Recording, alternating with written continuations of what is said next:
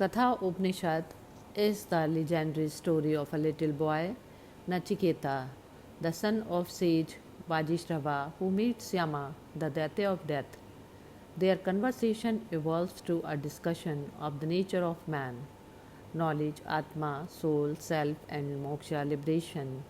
This Upanishad is one of the most popular Upanishads for its simplicity and clarity in making the subject matter regarding the highest truth easily comprehensible. It consists of two chapters, Abhyasas, each divided into three sections, Vallis, that contain a total of 119 mantras. Many mantras of Upanishads have been repeated in the Bhagavad Gita.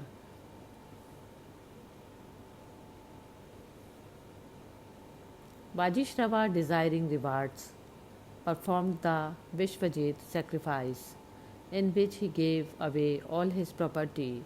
He had a son named Nachiketa. When the gifts were being distributed, faith entered into the heart of Nachiketa, who was still a boy. He said to himself, joyless, surely are the worlds to which he goes, who gives away cows, no longer able to drink, to eat, to give milk, or to calves. These cows have drunk water for the last time, eaten grass for the last time, have yielded all their milk, and are devoid of vigor. Joyless barely are those worlds. Them he attained who gives these.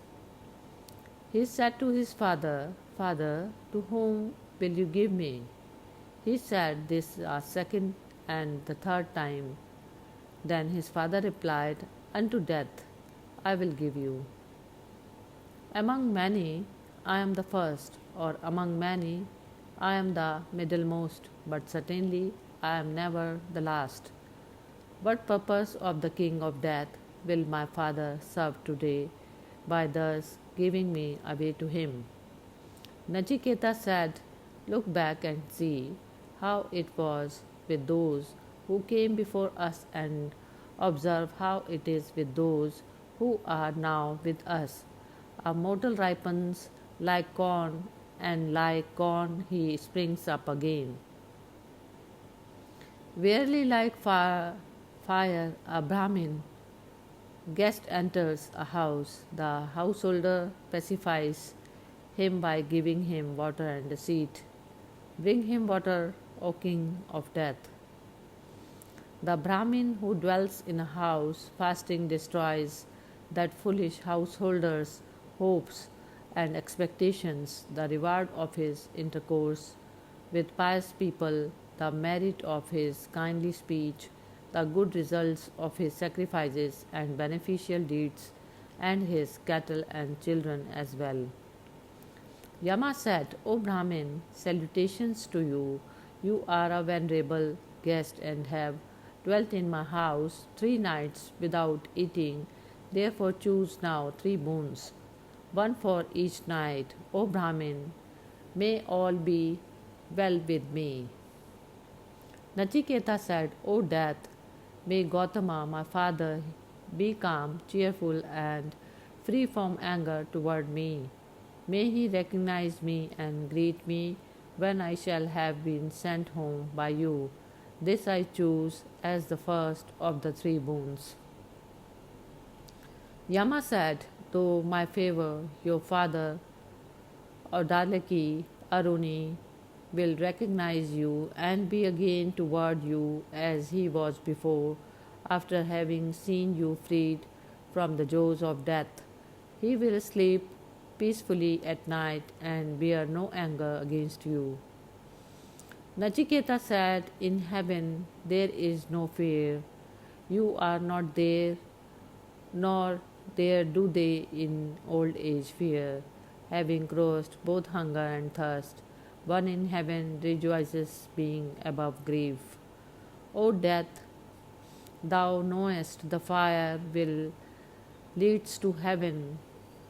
Explain to me, who am zealous, that the fire by which those whose world is heaven attain immortality. I pray for this, by my second boon. Yama said, I know well the fire sacrifice which leads to heaven, and I will explain it to you. Listen to me. Know this fire to be the means of attaining heaven. It is the support of the universe. It is hidden in the hearts of the wise. Yama then told him about the fire, which is the source of the worlds, and what bricks were to be gathered for the altar, and how the sacrificial fire was to be lighted. Nachiketa too repeated all this as it had been told him. Then Yama, being pleased with him, spoke again. High souled Death, being well pleased, said to Nachiketa, I will now give you another boon. This fire shall be named after you. Take also from me this many colored chain. He who has performed 3 times this Nachiketa sacrifice, having been instructed by the 3, and also has performed his 3 duties, overcomes birth and death, having known this fire born of Brahman, omniscient, luminous, and adorable, and realized it, he attains supreme peace. He who, having known the 3, has performed 3 times the Nachiketa sacrifice, throws off, even here, the chains of death, overcomes grief, and rejoices in heaven. This, O Nachiketa, is your fire sacrifice which leads to heaven, and which you have chosen as your second boon. People will call this fire by your name. Now, O Nachiketa, choose the third boon. Nachiketa said, there is this doubt about a man when he is dead. Some say that he exists, others that he doesn't. This I should like to know, taught by you. This is the third of my boons. Yama said, on this subject, even the gods formerly had their doubts. It is not easy to understand. The nature of Atma is subtle. Choose another boon. O Nachiketa, do not press me, release me from that boon.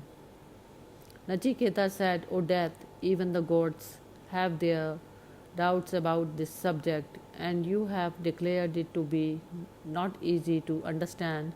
But another teacher like you cannot be found, and surely no other boon is comparable to this.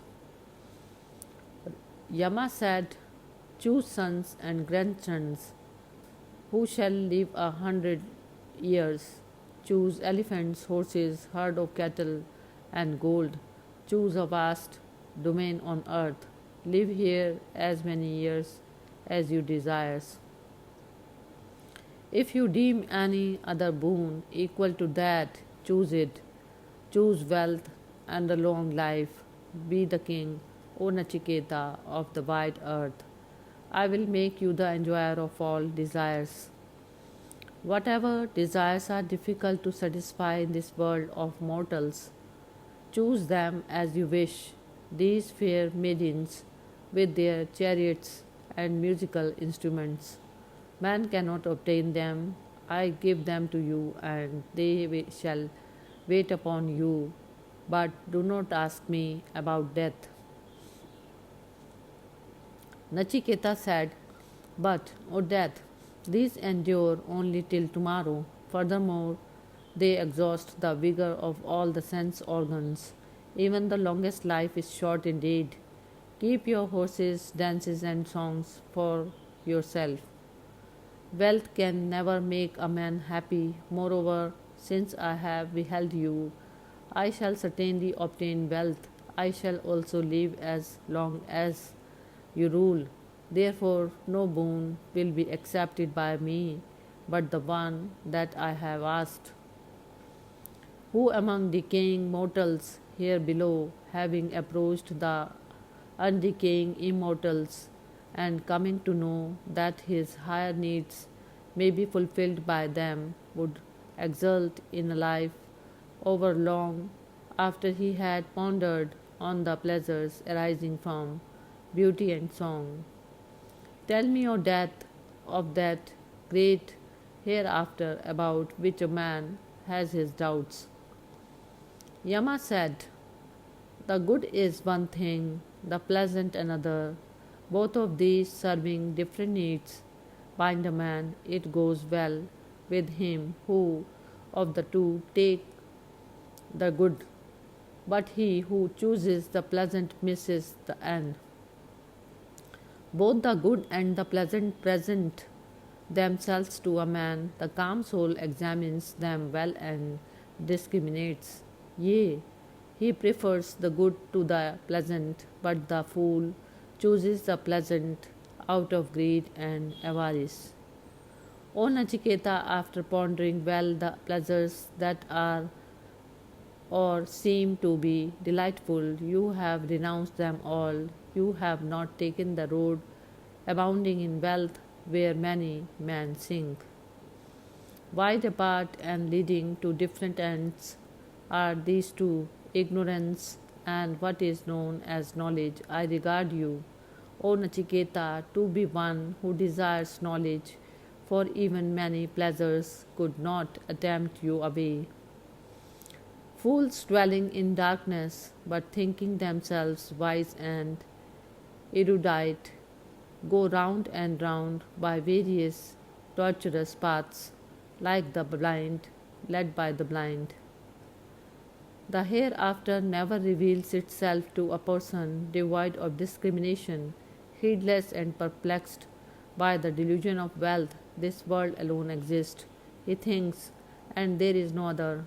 Again and again he comes under my sway. Many there are who do not even hear of Atma, though hearing of him, many do not comprehend. Wonderful is the expounder and rare the hearer. Rare indeed is the experiencer of Atma, taught by an able preceptor. Atma, when taught by an inferior person, is not easily comprehended because it is diversely regarded by disputants. But when it is taught by him who has become one with Atma, there can remain no more doubt about it.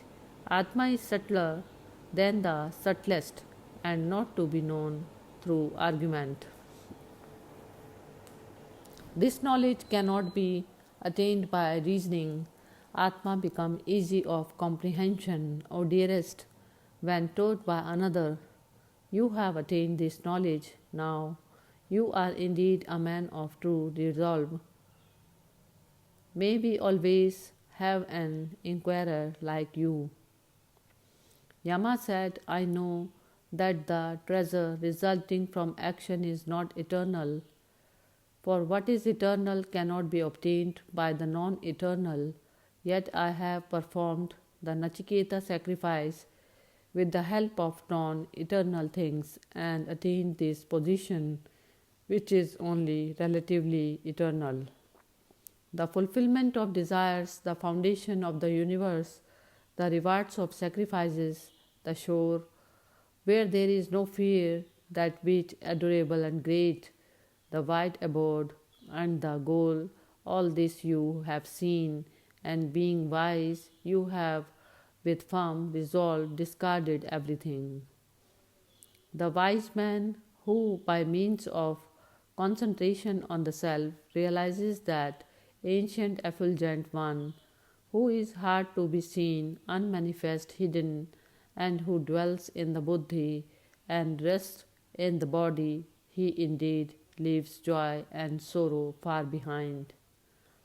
The mortal who has heard this and comprehended it well, who has separated that Atma, the very soul of Dharma, from all physical objects and has realized the subtle essence, rejoices because he has obtained that which is the cause of rejoicing. The abode of Brahm, I believe, is open for Nachiketa. Nachiketa said, that which you see as other than righteousness and unrighteousness, other than all this cause and effect, other than what has been and what is to be, tell me that.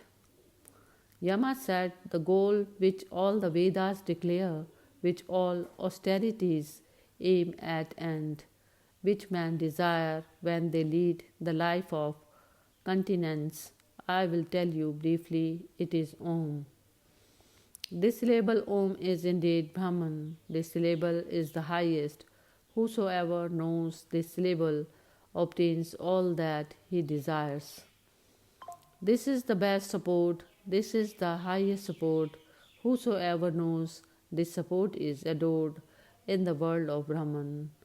The knowing self is not born, it is not die, it has not sprung from anything, nothing has sprung from it.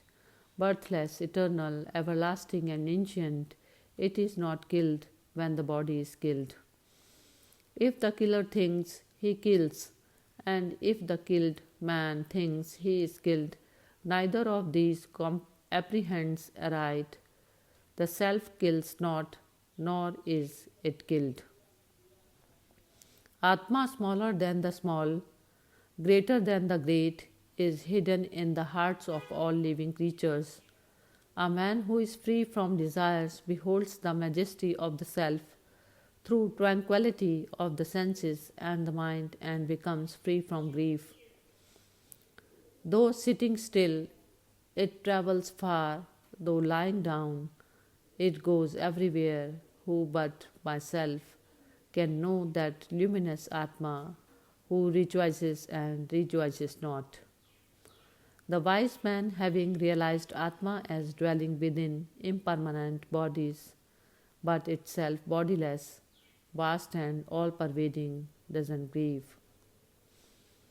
This Atma cannot be attained by the study of the Vedas or by intelligence or by much hearing of sacred books. It is attained by him alone, whom it chooses. To such a man, Atma reveals its own form. He who has not first turned away from wickedness, who is not tranquil and subdued, and whose mind is not at peace, cannot attain Atma. It is realized only through the knowledge of reality. Who then knows where he is? He to whom Brahmins and Kshatriyas are mere food and death itself a condiment. Two there are who dwell within the body, in the intellect, the supreme akasha of the heart, enjoying the sure rewards of their own actions. The knowers of Brahman describe them as light and shade, as do those householders who have offered oblations in the 5 fires, and also those who have thrice performed the Nachiketa sacrifice. We know how to perform the Nachiketa sacrifice, which is the bridge for sacrificers, and we know also that supreme imperishable Brahman, which is sought by those who wish to cross over to the shore where there is no fear. Know the Atma to be the master of the chariot, the body chariot, the intellect the charioteer, and the mind the reins. The senses, they say, are the horses, the objects, the roads. The wise call the Atma united with the body, the senses, and the mind the enjoyer. If the buddhi, being related to a mind that is always distracted, loses its discriminations, then the senses become uncontrolled, like the vicious horses of a charioteer. But if the buddhi, being related to a mind that is always restrained, pauses discriminations, then the senses come under control, like the good horses of a charioteer. If the buddhi, being related to a distracted mind, loses its discrimination and therefore always remains impure, then the embodied soul never attains the goal but enters into the round of births. But if the buddhi, being related to a mind that is restrained, poses discrimination and therefore always remains pure, then the embodied soul attains that goal from which is not born again. A man who has discrimination for his charioteer and holds the reins of the mind firmly reaches the end of the road, and that is the supreme position of Vishnu. Beyond the senses are the rudiments of its objects. Beyond these rudiments is the mind. Beyond the mind is Atma, known as Mahat, great. Beyond the great Atma is the unmanifested. Beyond the unmanifested is the Purusha, the cosmic soul. Beyond the Purusha there is nothing. That is the end. That is the final goal. That self hidden in all beings doesn't shine forth, but it is seen by subtle seers through their one pointed and subtle intellects. The wise man should merge his speech in his mind and his mind in his intellect. He should merge his intellect in the cosmic mind and the cosmic mind in the tranquil self. Arise, awake, approach the great and learn.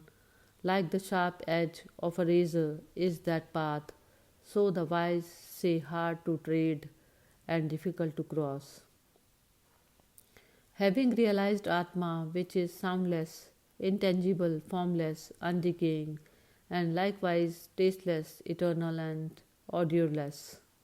Having realized that which is without beginning and end, beyond the great and unchanging one, is freed from the jaws of death. The wise man who was heard and related to eternal story of Nachiketa, told by death, is adored in the world of Brahman. And he who, practicing self-control, recites the supreme secret in an assembly of Brahmins or at a after-death ceremony obtains thereby infinite rewards. Yea, he obtains infinite rewards. Yama said, the self-existent Supreme Lord inflicted an injury upon the sense organs in creating them with outgoing tendencies. Therefore, a man perceives only outer objects with them and not the inner self. But a calm person wishing for immortality beholds the inner self with his eyes closed. Children pursue outer pleasures and fall into the net of widespread death, but calm souls, having known what is unshakable immortality, do not covet any uncertain thing in this world. It is through Atma that one knows form, taste, smell, sound, touches, and carnal pleasures. Is there anything that remains unknown to Atma? This verily is that. It is through Atma that one perceives all objects in sleep or in the waking state. Having realized the vast, all-pervading Atma, the calm soul doesn't grieve. He who knows the individual soul, the experiencer of the fruits of action as Atma always near and the Lord of the past and the future, will not conceal himself from others. This verily is that. He verily knows Brahman, who knows the firstborn, the offspring of austerity, creating prior to the waters and dwelling with the elements in the cave of the heart. This verily is that. He verily knows Brahman, who knows Aditi, the souls of all deities, who was born in the form of prana, who was created with the elements, and who entering into the heart abides therein. This verily is that. Agni hidden in the two fire sticks and well guarded like a child in the womb by its mother is worshipped day after day by man who was awake and by those who offer oblations in the sacrifices. This verily is that.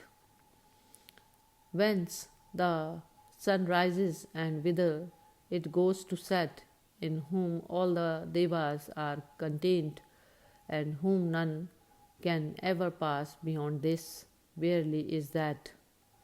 What is here, the same is there, and what is there, the same is here. He goes from death to death. Who sees any difference here? By the mind alone is Brahman to be realized, then one doesn't see in it any multiplicity whatsoever. He goes from death to death. Who sees multiplicity in it? This verily is that. The Purusha of the size of a thumb dwells in the body. He is the Lord of the past and the future. After knowing him, one doesn't conceal oneself anymore. This verily is that.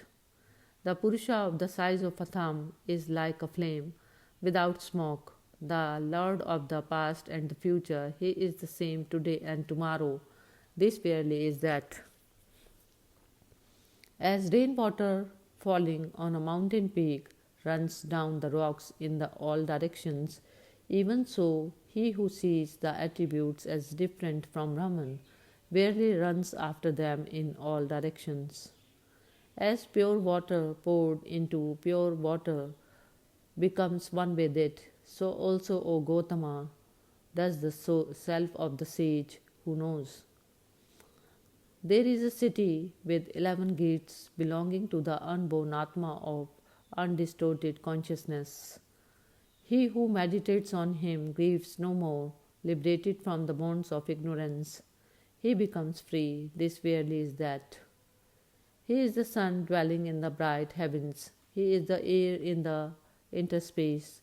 He is the fire dwelling on earth. He is the guest dwelling in the house. He dwells in man, in the gods, in truth, in the sky. He is born in the water on earth, in the sacrifice on the mountains. He is the true and the great.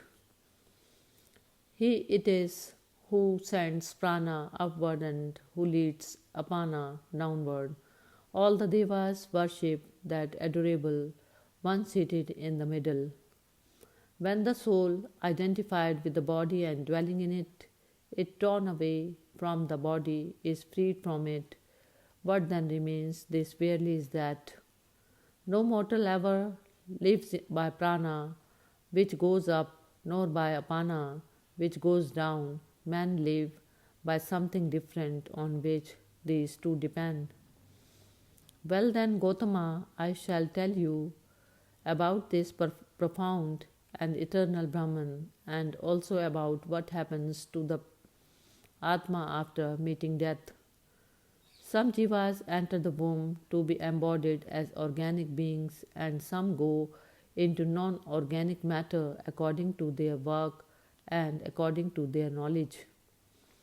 He, the Purusha, who remains awake while the sense organs are asleep, shaping one lovely form after another, that indeed is the pure, that is Brahman, and that alone is called the immortal.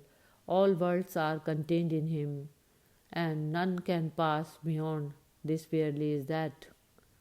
As the same non-dual fire, after it has entered the world, becomes different according to whatever it burns, so also the same non-dual Atma dwelling in all beings becomes different according to whatever it enters, and it exists also without. As the same non-dual air, after it has entered the world, becomes different according to whatever it enters, so also the same non-dual Atma dwelling in all beings becomes different according to whatever it enters, and it exists also without. As the sun, which helps all eyes to see, is not affected by the blemishes of the eyes or of the external things revealed by it, so also the one Atma dwelling in all beings is never contaminated by the misery of the world being outside it. There is one supreme ruler, the inmost self of all beings, who makes his one form manifold. Eternal happiness belongs to the wise who perceives him within themselves, not to others. There is one who is the eternal reality among non-eternal objects, the one truly conscious entity among conscious objects, and who, though non dual, fulfills the desire of many. Eternal peace belongs to the wise who perceives him within themselves, not to others. The sages realize that indescribable supreme joy, as this is that, how can I realize it? Is it self luminous? Does it shine brightly or not? The sun doesn't shine there, nor the moon and the stars, nor these lightnings, and to speak of this fire. He shining, everything shines after him. By his light, all this is lighted. This is that eternal Astvaha tree, which its root above the branches below. That root indeed is called the bride, that is Brahman, and that alone is the immortal. In that all worlds are contained, and none can pass beyond. This verily is that. Whatever there is, the whole universe vibrates because it has gone forth from Brahman, which exists as its ground. That Brahman is a great terror, like a poised thunderbolt. Those who know it become immortal. From terror of Brahman, fire burns. From terror of it, the sun shines. From terror of it, Indra and Vayu and death, the fifth, run. If a man is able to realize Brahm here, before the falling asunder of his body, then he is liberated. If not, he is embodied again in the created worlds. As in a mirror, so in the buddhi, as in a dream, so in the world of the fathers, as in water, so Brahman is seen in the world of the Gandharvas, as in light and shade, so in the world of Brahma. Having understood that the senses have their separate origin and that they are distinct from Atma, and also that their rising and setting beyond to them alone, a wise man grieves no more. Beyond the senses and the mind, beyond the mind is the intellect, higher than the intellect is the great Atma, higher than the great Atma is the unmanifested.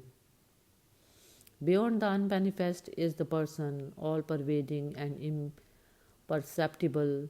Having realized him, the embodied self becomes liberated and attains immortality. His form is not an object of vision.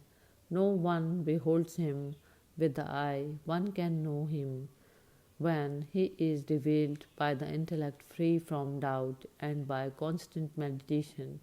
Those who know this become immortal. When the five instruments of knowledge stand still together with the mind, and when the intellect doesn't move, that is called the supreme state. This, the firm control of the senses, is what is called yoga. One must then be vigilant, for yoga can be both beneficial and injurious. Atma cannot be attained by speech, by the mind, or by the eye. How can it be realized in any other way than by the affirmation of him who says he is?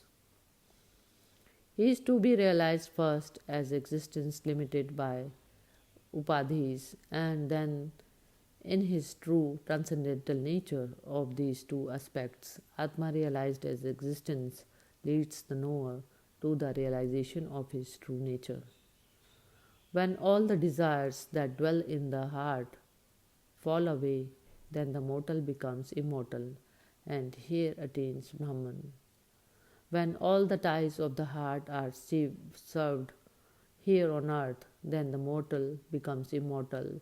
This much alone is the teaching. There are 101 arteries of the heart, one of which pyrises the crown of the head. Going upward by it, a man at death attains immortality, but when his prana passes out by other arteries, going in different directions, then he is reborn in the world. The Purusha's not larger than the thumb. The inner self always dwells in the heart of man. Let a man separate him from his body with steadiness as one separates the tender stalk from a blade of grass. Let him know that self as the bride, as the immortal, ye, as the bride, as the immortal. Having received this wisdom taught by the king of death and the entire process of yoga, Nachiketa became free from impurities and death and attained Brahman. Thus it will be also with any other who knows in this manner the inmost self. Peace chant Om. May Brahman protect us both. May Brahman bestow upon us both the fruit of knowledge. May we both obtain the energy to acquire knowledge. May what we both study reveal the truth. May we cherish no ill feeling toward each other. Om. Peace, peace, peace.